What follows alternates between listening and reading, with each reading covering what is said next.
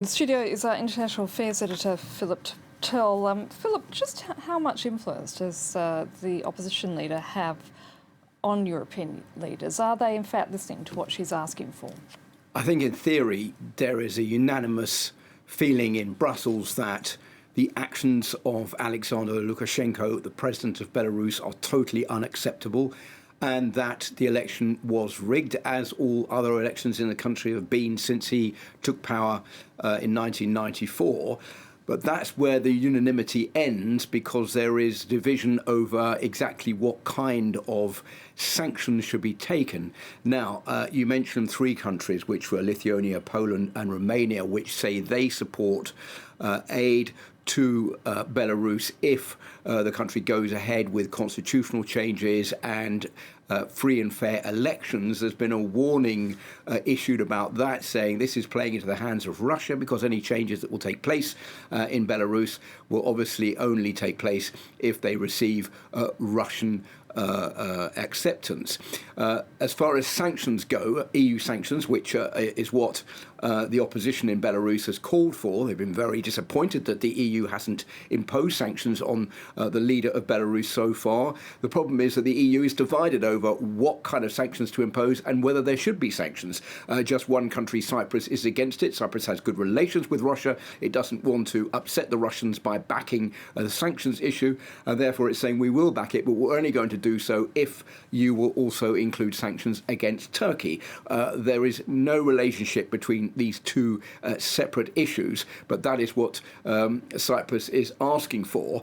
But the EU doesn't really want to impose sanctions on Turkey just yet, because they're frightened that's going to upset their negotiations with Turkey over seeking energy in the Eastern Mediterranean. So it's a very complicated situation. There's no easy way out at the moment, but things should be decided later this week, Annette, when there's a meeting of heads of state and prime ministers taking place in Brussels on Thursday and Friday, and that is when some kind of decision over the sanctions issue is expected to be announced. Now, Lukashenko has received backing from Vladimir Putin.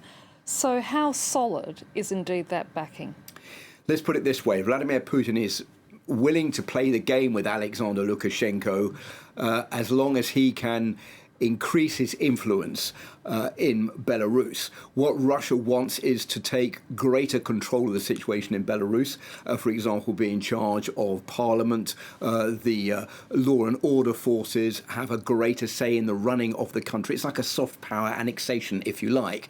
And this opportunity now, which they say Alexander Lukashenko has brought on himself by playing a double game with Russia, and that's why Russia turned off its subsidies over oil exports, has plunged the country's economy into dire straits. So Russia sees this as an opening to say, OK, we'll support you, Alexander Lukashenko, but at the same time you must give us greater say in, for example, if you do hold free and fair elections, just who the candidates could be that would take power if you were not going to win those elections. So it's a way of Russia getting more of a role in Belarus. They can use Alexander Lukashenko for the moment because he is the man running the country. They'll support him because they want him more in office than they want him to turn his back on the Russians in favour of the European Union. But just how long that support is going to last, that is the question that nobody can answer right now. Philip Turle, thank you for breaking that down for us.